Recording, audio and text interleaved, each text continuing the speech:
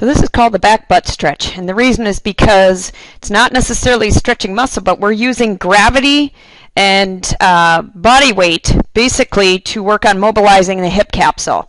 So if you saw when I started, my femur here was perpendicular to the ground. It doesn't look like it as much in this angle here, but you'll see in a second. And what you're doing, every time I'm dropping my body weight forward, you're shifting your hips backward a little bit as well, because what you're trying to do is feel a deep, deep stretch right into the socket of the hip. So it's almost like you're making a 45-degree angle here, and then what you're doing to add and make a tweak is to move the torso and the shoulders and reach the arm under the opposite arm, so that really puts a max stretch, almost like a hinge, on this hip right here. So now you'll see the setup, rotate around 45 degrees, lock the knee into place, and again, you're trying to work on a max stretch by dropping the torso down just a little bit and taking up the slack by leaning backward.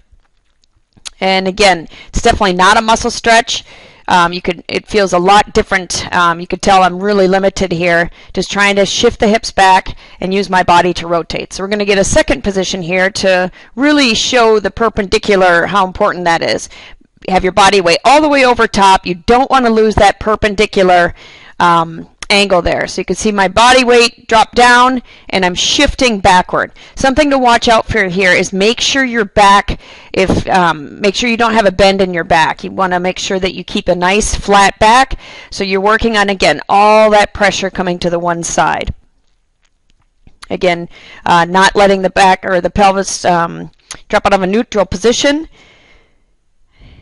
and make sure to keep the hips so they're going backward.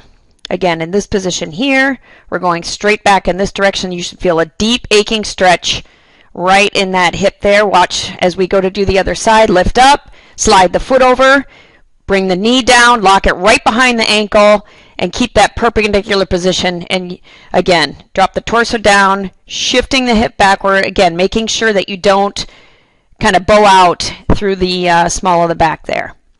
Very good stretch. I highly recommend this one to be done absolutely daily, especially with all the sitting that we do.